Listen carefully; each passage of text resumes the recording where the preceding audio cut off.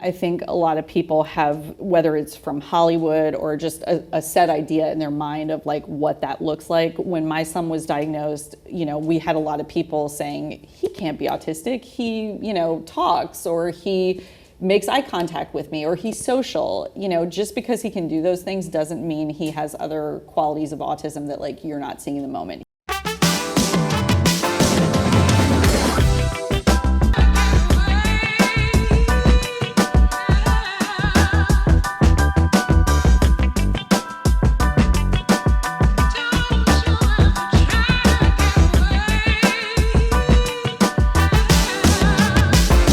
Hi, Jason Makstein here with Moderately Mike. Today we have Amanda Levin of the NeuroSpice Girls. Thanks for coming out. Thanks so much for having me. Yeah, it's really great.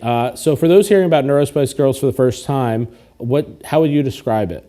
Yeah, so NeuroSpice Girls is a peer support group for moms of neurodivergent children in the DMV. We provide support through a real-time chat with WhatsApp and Facebook, and then we also host a few events a month. Oh, great.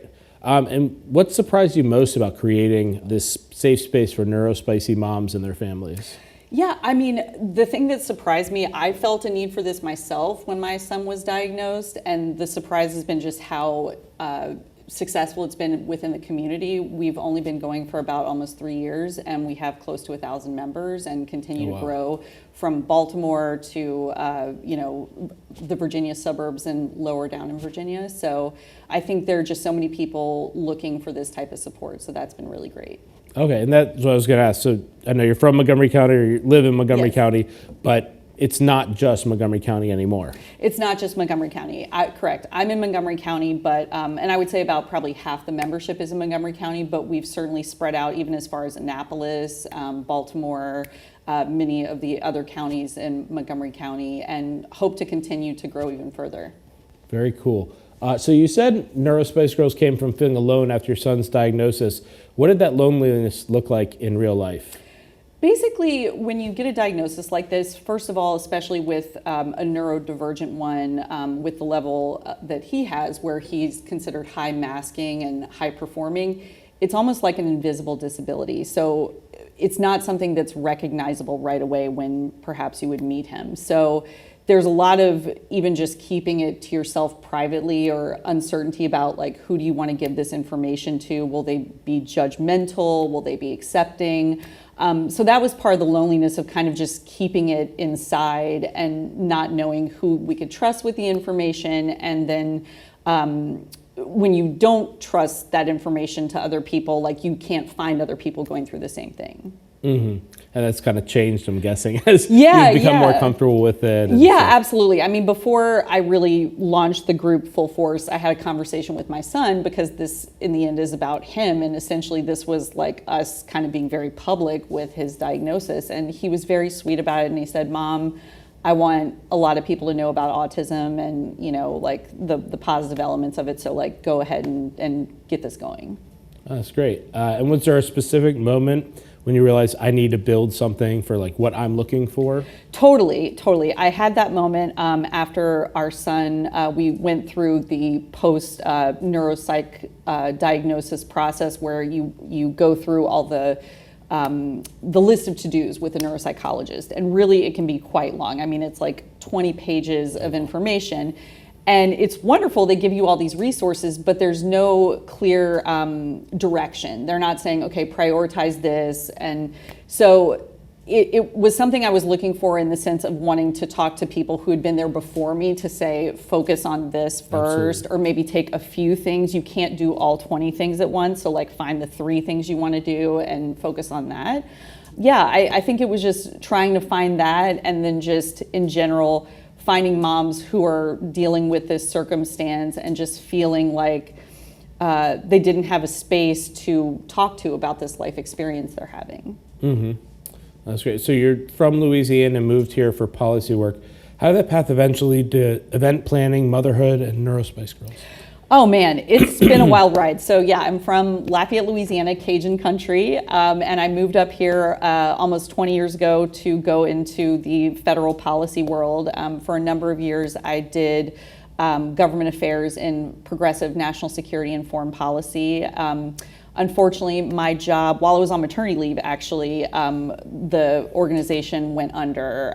So then that there was always an event planning component to my work. And so I just kind of landed in that space, while I was looking for other jobs, and ended up being able to work with a lot of the organizations that I worked with when I was in the nonprofit space, as far as helping them plan like big celebrations and dinners and things like that. And then when we got this diagnosis with my son, and I was thinking, I want to build something that I feel doesn't exist, that's sort of where this pivot has started, where I've taken it really from a volunteer project and now trying to move it into like a real organization and business. Okay, and does the event planning come into play still there? Absolutely, absolutely. I mean, as an event planner, like I'm always thinking, logistics events. I like to plan events for something. I think of myself, as a mom, like what's the kind of event that I would want to go to if I'm wanting self-care or connection with other moms. So that's definitely the frame of reference when I'm coming to plan an event. Mm-hmm. And so your son Asher's diagnosis was part of what pushed you into this work. How has he shaped the way you understand parenting, advocacy, and community?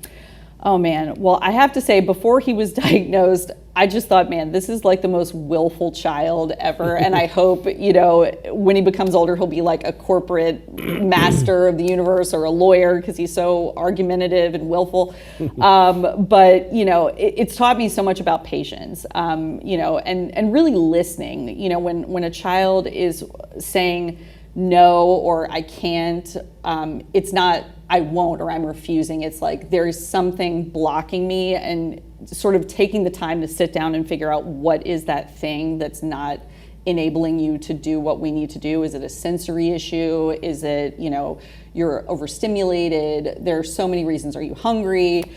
Just kind of taking a moment to like take a breath and really dig deeper into it versus just saying like, you're just not listening to me, I think has been really important. Mm-hmm. Yeah, as a parent, I definitely can appreciate that there's often something underlying that is exactly. the cause. Right. And you got to kind of dig to figure that out. Totally. Instead of just reacting to the resistance. Yes. So, and you were also diagnosed with ADHD and autism as an adult. How did that change the way you understood yourself and your parenting? Oh man, first of all, this is a very common thing that I found amongst the women in my group. Typically, especially with women, neurodivergence is often very underdiagnosed with girls and women, and that's because we have very good coping mechanisms and perfectionism and masking. Also being a child of the 80s, like a lot of the stuff we know now, we were not aware of then.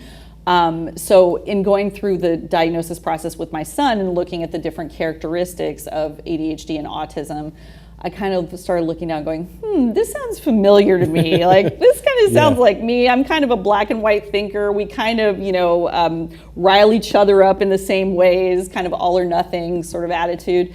So that led me to work with a psychiatrist to do testing for myself. And then she said, yeah, like, this is you too. And so it's not unheard of. There's so many moms in my group who have then gotten themselves diagnosed, and even other subsequent family members, that they wouldn't have thought of it had they not gone through this process themselves.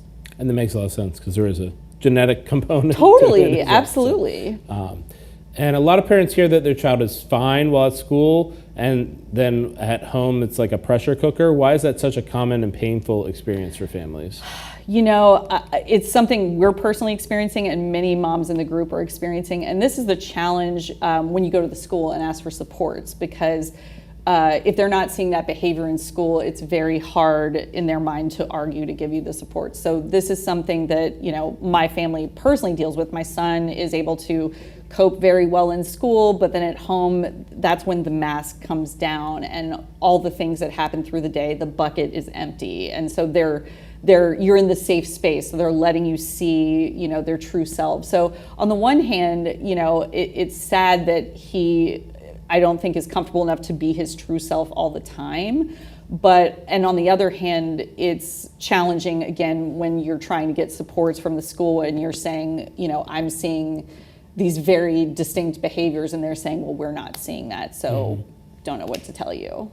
Yeah, and I can relate again to that. My kids at school they're like perfect little angels, and they come home and there's fights and Yeah, arguments yeah, and all sorts of stuff. Totally. Yeah, it's a lot. I mean, you think about it, even for adults, like we're telling children, keep it together. And when adults themselves, like go through a work day and maybe something happens and you bring that home with you. So like to have a higher bar or expectation for children, I think is, not really a good thing. Yeah. So, and what do you wish more people understood about high masking neurodivergent kids? Yeah, I mean, that they still have a disability, I mean, just because it's invisible doesn't mean it's there. And especially for some moms in the group, if for example, they have certain goals with the IEP and the children are suddenly meeting the goal, sometimes the school will want to take away that scaffolding. And where I think that's problematic is if you take it and put it into a different disability, if a child, is, let's say, wheelchair bound and they can take a few steps, you wouldn't suddenly say, oh, let's take the wheelchair away, they're fine. No one would ever do that. But because it's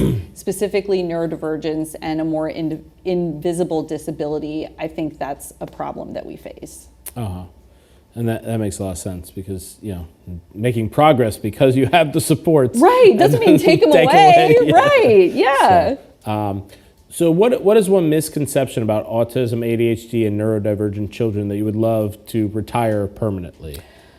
Well, first of all, I think when you see one child with autism, you've seen one child with autism. I think a lot of people have, whether it's from Hollywood or just a set idea in their mind of like what that looks like. When my son was diagnosed, we had a lot of people saying, he can't be autistic. He, talks, or he makes eye contact with me, or he's social. Just because he can do those things doesn't mean he has other qualities of autism that like you're not seeing in the moment. He, has really big feelings, that come out at home and not for other people. So I would just say, to be kind and to believe people when they say, we have this diagnosis, to be understanding and non-judgmental, I think is key. Okay. And this kind of goes into the next one, which is what advice would you give to a parent who feels like school staff, doctors, or even family members are only seeing one version of your child? This is something I run into a lot with the moms in my group. It's very frustrating because in a lot of these spaces, you're feeling gaslit. I think ultimately at the end of the day, as the parent, you are seeing your child infinitely more than these other people are seeing them. So you, at the end of the day, are the expert. So anytime someone is pushing back on what you're seeing, do not give up and say, well, this is what I'm seeing. And you should have a seat at the table in these conversations. And I know there's like also a part where the schools, it's resources, right? It all comes down to resources. So they're trying to avoid spending resources, whether that's money or staff or what have you, and then you have your goal of just prioritizing your child. Exactly. So you got to understand what the goals are here. And I know they want to help people, but they, have limited resources, so they're trying to figure out how to do them. And absolutely. I mean, you're coming at it from different angles, right? You said the school angle, and as the parent, like your focus is your kids. So like at the end of the day, you're going to be that mama bear advocate and do what you need to do for your child and their interests. Absolutely. So what do moms find in NeuroSpice Girls that they often are not finding from like schools, doctors, therapy providers, or even extended family? I would just say I've purposely tried to create a safe space for people to just say whatever's on their mind. So, if they're venting about a problem they're facing or frustrations they're having with, school administrators or doctors not believing them, or even family members who are very well-meaning but maybe don't understand the diagnosis, or maybe they're thinking, well, if I accept this diagnosis, I have to maybe look into, family background or history. And so there's like fear associated with that. So I would just say, it's just a safe space for people to just express whatever they need to do in that moment. Okay, and that actually goes right into our next question, so that's perfect. So why is it important to not just be like an information group, but also a place where moms can laugh, vent, and like get a real break? Yeah, I mean, I think this county is so wonderful as far as the number of resources that are out there, both, publicly and privately for this community. But I think ultimately, you can find that anywhere. I think a lot of it also goes back to many of the services are tied to the person needing the care and not the caregiver. And so that's exactly where I'm trying to kind of make a space for moms who typically are the ones, making all the appointments, taking the kids, figuring out the schedule, for them to have, this honored space to share what they're going through, to meet each other, to connect, to even maybe make play dates with their kids if they have, extremely similar and unusual interests. It's a great way for people to connect. Yeah, and that's a great point, that so much of the resources and everything are really focused on the kids, right, and not on the adults that, maybe are doing the lion's share of the lift, right? The kids show up and, they need supports also, but who's making those appointments, who's taking them and making sure they get the resources they need. So. I mean, the mental energy a parent in general has to have is like pretty intense, but then you add on top of it a child that, requires many more specialists and appointments, just like adds to that load. Mm-hmm. So, and how do you balance honesty and venting with keeping the group like supportive and constructive? That's a really good question. We always want to keep it to be a very honest and safe space. And I think generally speaking, people are extremely respectful of each other's different experiences. And just even the idea of one mom sharing an experience and feeling alone, and then another mom chiming in and saying that exact same thing happened to me, or like, wow, like I didn't even know that was something that was happening to other people. I thought it was just me. So I think that has been really key in the group as far as just building this sense of community. That's great. So the name NeuroSpice Girls is memorable and fun. How did you come up with that? Yeah, so I'm a big fan of puns in the world, and one day I heard the term neurospicy, which I just loved. So being from Louisiana, originally Cajun country, spice is always a good thing in my point of view. So I just thought it was a very cute, memorable way to kind of describe this community, and then I'm of the Spice Girls generation, so I just thought, I didn't even put that together. The pun of NeuroSpice and Spice Girls. So I love a good pun. So I thought this just makes sense to me. I love puns too. I didn't put that two together. Now I can't unsee it on the screen, right? Because the S is capitalized too. What would you tell someone who thinks they're not cool enough to hang with their NeuroSpice Girls? No, everyone is cool enough to hang with the NeuroSpice Girls. Basically, if you are a mom or a female caregiver of a neurodiverse kid, like, we want you in our community. We want to give you support. We want to have you connect with other moms. We want to find moms that live near you, and maybe your kids are in the same grade and have the same diagnosis or have the same interests. We want to just like match you up together so you just feel like you have the support within this community. Yeah, so actually that was one of the things that when I was doing the research here that I was most surprised about. When I looked on your events, it looks like you have monthly events in like 5-6 different places, all kind of like that first Friday. So this is a new thing that we just started. So last month we started what's called First Fridays Coffees. So what I was trying to do with this is have a super low barrier, low pressure mode of entry for people to, come to a coffee, meet some moms, see if they like what's going on, and, feel bought into the group and what we do. So we're having them every first Friday of the month, and in the different locations, which are based upon, Montgomery County is so big, right? So we have to have like a Bethesda Rockville group, a group in Silver Spring, and it's also subdivided even further to age groups, because obviously moms of teens have different struggles than moms of elementary school kids or moms of, younger and taught children. So I'm trying to just make different spaces where people can connect with, the actual like age cohort of children that they have.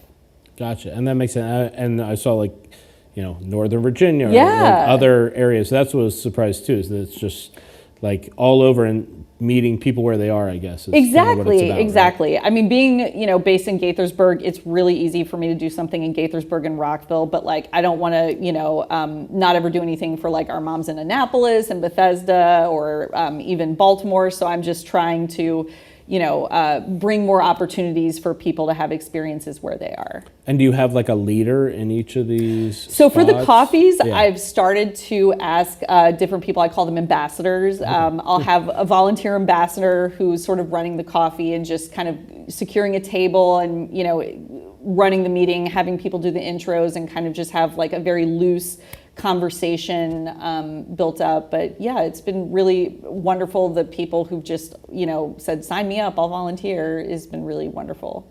That's great. Yeah, it's always good to have volunteers. Yes. So where might someone find a NeuroSpice Girls on the weekend? Yeah. So you mean as far as the events that we do? Yeah. Yeah. So we've done so many different types of events. We've done last summer we were at like Windridge Vineyards. We've gone to the Rage Room, which is really fun. We've done coffees and brunches. As far as the ideas, as far as what we could do for events, like I have so many and like not enough time. So I'm just trying to spread them out pretty well. We did a Bridgerton dinner that was we told people to dress up, and so that was really fun. So yeah, we do just a lot of different kinds of events to meet people where they are and what their interests are. Oh, that's very cool. I like how you're just kind of going out all the different avenues and different options and giving people different options to do.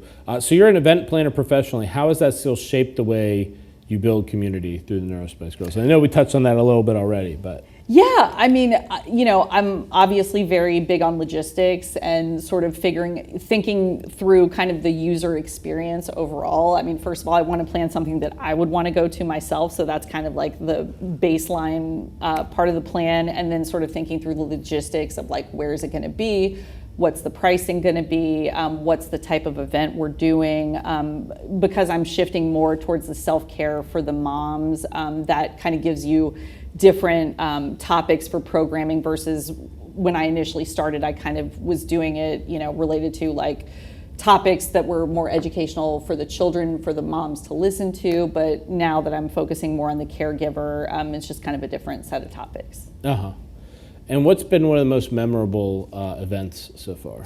So one of our most memorable ones was in January. We did a vision board party at Locally Crafted. So first of all, I love supporting a local business, a woman-owned business. And with it being the first week after New Year's, obviously everyone's talking about resolutions, thinking about how they want their year to go. So we came up with this vision board party idea and it was wonderful. We had like 20 moms come. We had a few come from DC who were really into it, to Gaithersburg. So, to me, that's a big success. That's great. Yeah, I love Locally Crafted. It's one of my favorites. Oh my gosh, it's so cute. Yeah, that's one of my go-tos for all the holidays and everything. So it's wonderful. They're like big craft fair they do with the more vendors. No, it's a great business. So I love supporting them. Yep, yeah. So why do moms of neurodivergent kids need fun and friendship, not just resources and advice? I mean, you can get resources and advice all over the place, and I think moms in general have a hard time giving themselves self-care because, raising kids is a lifelong job and you're super busy. You know this as a parent. I mean, dads need self-care too, right? Yes, we all do. Everyone needs self-care. But just creating opportunities that you don't have to plan yourself. Like I don't have to think of, getting together with my friends and figuring out where we're having brunch or whatever, because, Amanda NeuroSpice Girls is figuring it out to pull it all together. So I just want to take one thing off of people's plate and just create an experience where they can just come and have the fun and get recharged in that moment. That makes a lot of sense. So you've been on local TV, podcasts, and in local publications over the past year. What has it been like to take something so personal and talk about it publicly? It's really scary, I mean, that's why when I decided to be more public with this, I had that conversation with my son to say, this is your story. Are you okay with this? And he was so enthusiastic and even did one of the TV appearances with me, which was so wonderful. So, there's always that fear when you kind of put yourself out there in the world and are vulnerable. But I think there's so many people that need to hear that and maybe are feeling those things or going through those things but are uncomfortable and in the shadows. And I just live my life now in a very what I call radically authentic way. Like I'm just going to show you how life is. I'm not going to give you like the Pinterest perfect, Instagram filtered version of my life. Like, I'm going to tell you what's going on and the experiences I'm having, because that might help another mom out there. Sounds like in some ways it's kind of freeing to. It is. Once you went public, you were no longer kind of pretending or hiding or masking, your life, what it's like. Exactly. We live authentically. I don't apologize for, behavior with my children. Like, if there's a self-regulation issue, like, we handle it. But yeah, I mean, everyone has something going on. And I just think the more vulnerable and honest people are, I think the better it is for everyone. Mm-hmm. Yeah, I can agree. Yeah. As NeuroSpice Girls grows, how do you protect the intimacy and trust that made it work in the first place? So I think that's a really good question. I think it's important to, as it continues to grow, to build these sort of geographic and age-specific sub-communities, just because, if it grows to multi-thousand people, like, you want to be able to find people in your direct community with kids that are the same age. So I think that's important to kind of keep filtering people in that way, just so they connect with people who are in their circumstance and location. Yeah, I can see that would help definitely to being closer lets you connect more and repeat. You go to the same coffee and you see the same people. Exactly. Instead of kind of like the bigger, broader group, which has its purposes as well, but you're able to kind of become more intimate in that setting. Exactly. And maybe you find a child who's the same age, maybe they go to different schools, but they have the exact same, distinct interests that maybe, other kids don't have. So being able to even just set them up together is like such a nice thing, to find people who have the same interests as you. Yeah, I was thinking, we do a neighborhood food truck Friday, and one of the kids that is typically kind of playing by himself found a buddy yesterday, and they were playing, and they were interested, but they don't go to the same school, but they're like, okay, see you at the next food truck Friday. Exactly. No, it's nice to find people that have like the same interests as you. Mm-hmm. It makes it feel less lonely. And also for the child, it's something that they're passionate about, so finding someone else that has that same passion is really special. Yeah, certainly. So for the moms listening who feel alone right now, what do you want her to know? You're not alone. There are many moms out there like you. If you're feeling like your family doesn't understand, or you're getting trouble from the school as far as believing you or doctors, you're not wrong. Your instincts are right. You are the expert on your child, and there's a community here for you to find. So please find us, find the NeuroSpice Girls. And where do we find you? Yeah, so we have a Facebook group, and once you join the Facebook group, we have an intake form that then allows you to tell us your preferences as far as communication, like if you want to be in our listserv or be in our very lively WhatsApp chat group. So there's different options, and then our website is neurospicegirls.net. And what's the Facebook group? The Facebook group is called NeuroSpice Girls, and then I do have an Instagram account that you can see occasional snippets of my life, which is called This NeuroSpice Girl. Okay, perfect. So the theme maintains throughout. Yes. So for the friend, grandparent, teacher, or neighbor listening, what is one thing they can do to better support a family raising a neurodivergent child? I would say, just listening, I think, is the first thing. The one phrase I say I would hate that I hear often is, have you tried? Probably we have, probably it didn't work. And that's why we're not doing it anymore. So just being a helpful ear to listen. And if someone asks you for advice, give it. But if they don't ask you, don't give it. And just be there for them and just try to support them in whatever way you can. Great. Well, thanks so much for coming out. Thank you. Maybe we'll follow back up in a year and see how it's grown. Absolutely. I think that it's really important work that you all are doing, and I think there's a lot of people that could benefit from it as well. Yeah. So. Thank you so much.